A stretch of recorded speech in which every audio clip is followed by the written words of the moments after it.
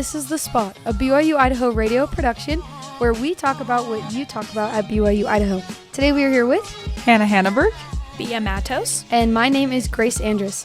So today we're talking all about dating and relationships. Awesome. The wonderful thing about this topic is everyone has an experience and a story, good or bad. And BYU-I specifically has a lot of weird things surrounding dating. We get a lot of return missionaries that are marriage hungry, a lot of return missionaries that are NICMO hungry. Gross. Dating apps. Yep. Oh man. I don't know. Do you guys have what's the stereotype that you knew about coming into BYU-I, if any? I just knew that you could get married so fast. I knew so many people from my homestake who had gone here and got married. No one in my family had gone to this school. They had all gone to Provo and married people from home. So I was like not sure what to expect. I was like, there's no way I'll get married. And then I got in a very serious relationship so fast when I came to BYU-I. And it was a crazy experience for me, to be honest. I think it's like, I don't know. I feel like in high school, there's always like pressure to find a boyfriend or a crush or have something going on. But then when I got to college at BYU-I, I was like, I need to find my husband. Like I'm 18 and I'm running out of time. Like I don't know what I'm going to do if I stay single for one more semester. That's so crazy. You're like fresh out of high school. Yes. I like didn't know anything about myself. Yeah, no, that's so fair. And I would say, I mean, I don't know.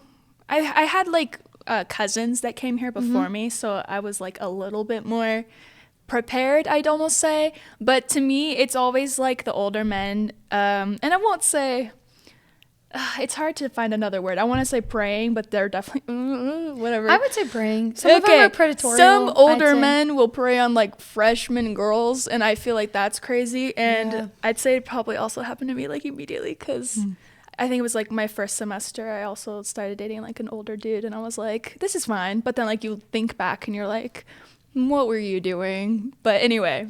No, I think that's fair. It's interesting. We all kind of had maybe a similar experience. I think it happens to a lot of people. Yeah. I don't know. It's just like the idea of marriage is pushed a lot. And it's not like necessarily bad, but like a lot of people are in that hurry to like try to find someone quick and stuff. So it's interesting. Yeah, it is interesting. I got here and I downloaded Mutual and I found a boy and he became my first boyfriend ever. And also in my head, he would be my husband when I was 18. And I think he was like 22 or 23. And that was years ago, right? But anyways, so it's just like weird. I feel like in high school, I never felt that pressure. And then here, and I don't know, it's hard because marriage is such a great thing and it's such a beautiful thing. And so it's, how do we, you know what I mean? How do we like not scare these people into jumping into an unhealthy relationship ASAP? But also, I don't know. There's no right way to do it because I also know people who meet someone, marry them in 3 months, and have been married for 30 years, right? It's like there's not really a wrong way to do it. Or maybe there is. Maybe there's not a right way to do it. I think there's safer ways to do it. Okay. This is good. Can we say there's better ways to do it than just diving in? Yeah. Yes. Safer ways to do it for sure. Maybe like taking a step back, you know? Yeah. I don't know. To me, it's about like the intention is like everyone I think is dating with the intention of marriage, but sometimes you kind of forget that there's like other steps than just getting married. Yeah. Like I have to like you first, and I have to know if you're like messy at home or like what your hobbies are and like other things that I find important as well. So like, I don't know, I feel like sometimes certain people are in that rush that they like forget that there's like you're supposed to take your time and get to know each other and like fall in love. So it's like, I don't know, it's interesting. Yeah. I'm in the Prep for Eternal Marriage class right now. I love that class. Absolutely recommend it. It's amazing. And we were talking about having ongoing conversations with God this morning because we often just jump to the biggest question. We want to know the big answers. Yes, that's so fair. And I feel that. Like, I really do feel that. I want to know, do I go to graduate school? Do I move to this state? Do I go here? And honestly, it's about asking good questions and smaller questions. Like, do I continue spending time with this person? Do I want to become more like this person? Do they do good things? And asking God whether or not you're becoming a better person because that person are becoming more like him. Because that's the ultimate goal, right? Like, marriage is to become like Heavenly Father and Heavenly Mother. So no, it's it's really cool. true. That class, it opened my eyes so much, even though I was dating my now ex-boyfriend at the time. I don't know, for some reason I was convinced he was checking all those boxes. Like, no hate to him. He's checking someone else's boxes, but for me at the time, I was in that class and I was like, oh, yep. But then obviously hindsight, I'm like, you know. And now I have a boyfriend and he's great and it's awesome. But anyways, that's neither here nor there. Yeah. But I love that class and I love the perspective it brings, especially with something that really struck out to me from that class is he's like, when you're in a relationship and you're looking for advice, he's like, why are you going to people that have never been in a healthy relationship? Or why are you Googling what to do? Or why are you asking AI what to do? He's like, why aren't we asking people who've been married for 60, 70 years, like the apostles, on what to do? Or like Heavenly Father, why don't you ask him? Because they have such great advice and ultimately they are where you want to be, right? So it's getting advice from the right people too, but constantly. Yeah, and it's realizing where you want to be as well. I was just doing some reading and it was Elder Holland brought up this story from Alice in Wonderland. And Alice like talks to the Cheshire Cat and she's like, which way should I go? And he's like, well, it depends on where you want to go. And that's so important. It's like, you got to know yourself first. Where do you want to go? Yeah. Where do you want to go, Bea? Who's to say? I don't know. And that'll be next episode. Jesus, take the wheel on this one. I don't know. I'm not driving. Yeah, that's fair. I mean, it is BYU-Idaho. And we get tons of missionaries. I don't know. It's true. It's like, where do you want to go? But it's also like, you don't have to go where you want to go fast. Even if you know where you want to go, it doesn't have to be in the next 6 months or 6 weeks, you know? So I don't know. Just a little advice. I know. I'm like, for all you out there. I really can't give any advice because I've done all of it. I've done situationships. I've done NICMOs. I've done boyfriends. I've done... Well, now, boyfriend. From our experience to you. Have you guys ever caught yourself in a situationship? Oh, definitely. Quite a few. Probably. Yeah? Wait, how did you pull yourself out? How did you even get there? Okay.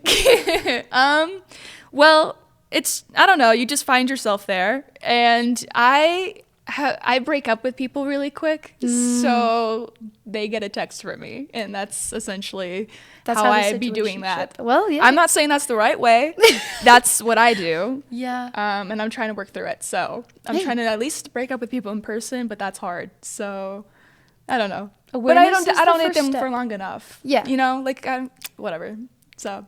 I think like exposing myself on here. No, I think like situationships, it gets dicey. I don't know. It's a gray area. It just depends. It just depends. I don't know.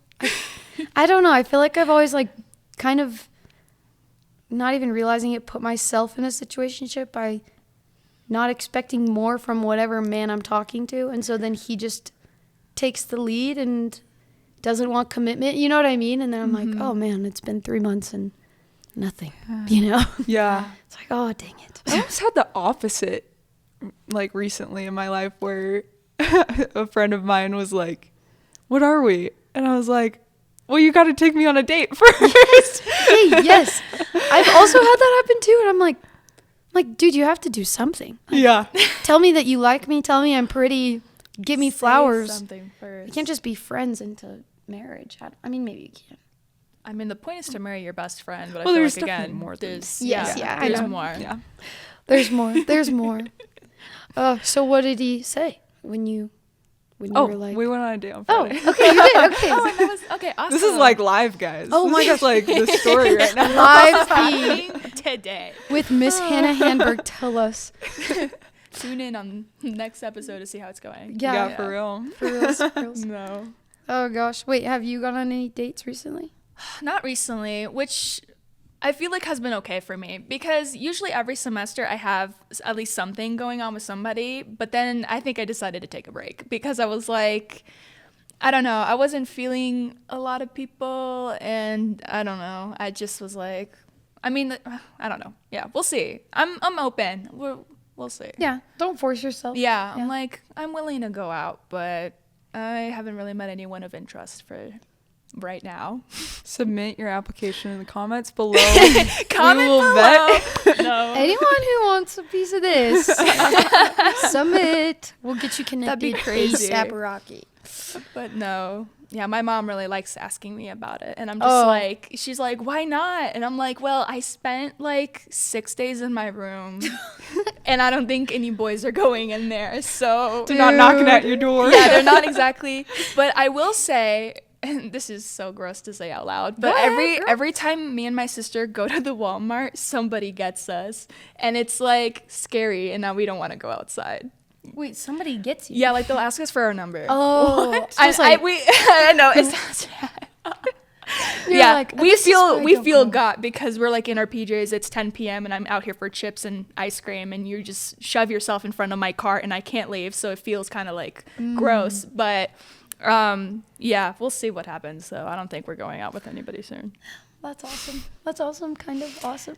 Hey, I'm feeling good about it. Being single is fun. I think that's something people forget sometimes, is that like sometimes it's fun just to like be with your friends and like do stuff. I'm also just someone who's not very like codependent on partners and things like that. So I like having my own time away from the person I like. Yeah. I like being able to like hang out with my girlfriends and like do what I want too. So I don't know. No, I think there's power in friendships. I was just listening to a podcast about this couple that just got married, and I think it was at the bridal shower, so they hadn't gotten married yet, but one of the aunties was like, don't lose your girlfriends. She's like, you need to keep your girlfriendships in your life, because even though you are marrying your best friend, like your other relationships matter so much. So, which I thought was an interesting advice, because I feel like most people are like, never go to bed in an argument and always wake up happy, you know what I mean? And these things, but. Because for me, and I'm not like trying to like trash talk anyone, but for a Go lot ahead, girl. First and last name. dox them. No, but for me, from a lot of my past roommates who I've known before they met whoever they met, and knowing them now as married people, I feel like because they're married, they kind of forget to keep those outside relationships, and it really becomes just them and their husband. And to me, it's kind of a nightmare, but I feel like they're happy with their situation. But like when your only friend is the person you're married to, I feel like that's not very healthy, because then like when you need like a safe place outside of that, like you don't really have anywhere to go. So I just find it interesting that like a lot of married couples I know are really just friends with each other, and like they kind of lost those relationships. So I'd say that's really good advice to like, I don't know, make sure that you balance it. Yeah, I was going to say there's a balance, because it makes sense that you would hang out with your husband exclusively often. Yeah. I was just saying before we started, I was like, I hate when people complain that they're like, oh my gosh, I never see so-and-so anymore because they're married. I'm like, well, that kind of makes sense. I was like, that is awesome for them, actually. Yeah. Because, I don't know. But having a balance, I think, is good. It's good. I've recently had 2 good friends of mine kind of reach out to me, and they're both married, and like it was so weird. It was the same week, and they're like, I really miss like being with my friends. Yeah. And it was hard for me to like see like that side of marriage, I guess, in a way, because like I love my friends and I love their husbands. I love their marriages. Like I want to support them the best I can. But to just see like that there was that side of loneliness almost. Yeah, no, it's and very it's real. because like some of us haven't quite made it there yet. Like, sorry, I'm not in the same life situation as them yet, but at the same time we're like figuring out what does that look like to be friends and also have your husband with us too. Yeah, no, it's like it's a different dynamic that you have to learn. Like what you were saying, my friend, almost dropped her name, but I won't. But my friend who got married, I think like 2 years ago, I asked her how she was doing, and she was like, I love my husband, and he's like awesome and amazing. And she kind of went into this like form of depression because she was so lonely. Because she like had moved out of state with him.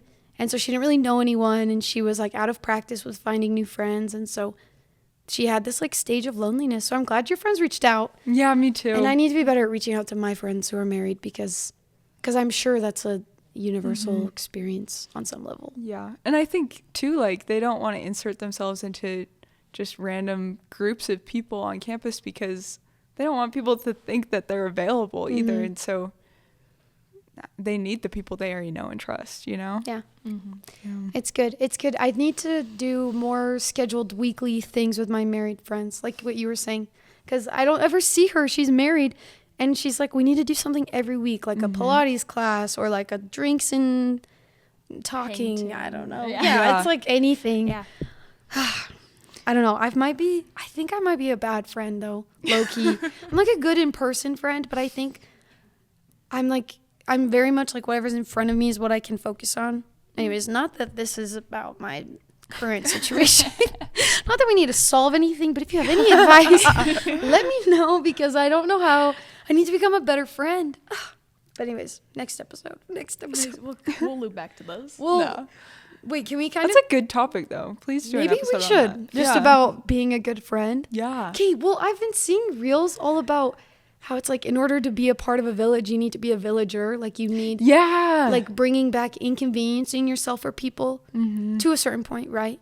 Yeah. Like just because you're tired and you had a hard week doesn't mean you can just skip out on your friend's birthday party. It's like, girl, it's her birthday party, you know? With balance, obviously. Next episode, whatever camera I'm looking to. Okay, cool. But I wanted to shift gears to kind of the more lighter side, maybe the more humorous side of dating, because dating can be so silly and really just honestly boggle my mind. Some of these men, I've seen these reels where it's like POV, the topic is men, and the girls are like, have you seen this? Because, anyways, do you guys have any horror stories? Either you or a roommate, or you can pretend it's a roommate, but it's really you. A friend of a friend of mine. My sister's friend. Cousins, husbands. Well, yeah.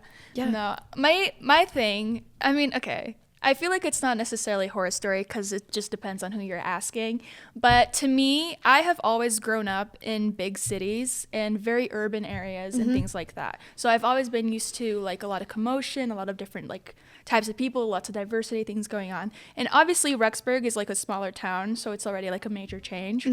And it's just really interesting to me going out with certain people that like grew up on farms and things like that, because when you're like, you think they're cute and you like their personality, but then like when you start talking about like future goals and things like that, you can definitely see where it doesn't align. Because to me, like I'd like to go back to the city one day, and like I don't think I'd raise a family there, but like somewhere around a populated area where we have a Walmart within 10 minutes of a drive. And then there's like certain men that are like, you will be my ranch wife. You will be my ranch wife. We wake up at dawn to feed the chickens. And I'm like girl, I'm from Chicago. I'm like, that's not for me. And I know that some lovely farmer girl out there will absolutely like love you, but like not me. And so it's kind of funny, some of those dates I'll be going on where I can see where the perspectives are so different, but like you'll still go through the date and you're still like, this was really fun. Yeah. And I like you as a person, but I don't know, we'll see. But yeah, it's just like that. I feel like I've been a lot on those types of dates. Yeah, so. It is interesting. You're like dating, and then he's like, ranch wife, and you're like, oh, yeah, because it's like so good, and then it's like, just kidding. Yeah, because being a ranch wife honestly sounds really slay. Like for some people to be barefoot and pregnant for like 15 years, you know what I mean? And that honestly sounds awesome for some people. Oh my goodness! But then obviously, like not everybody. And that's okay.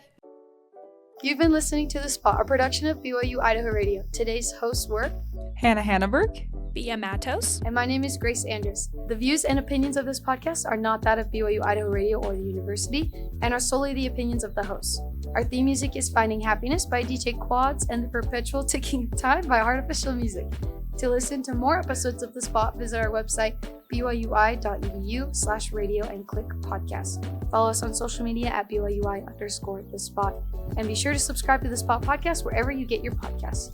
Have a topic in mind? Leave us a comment and let us know what we should talk about.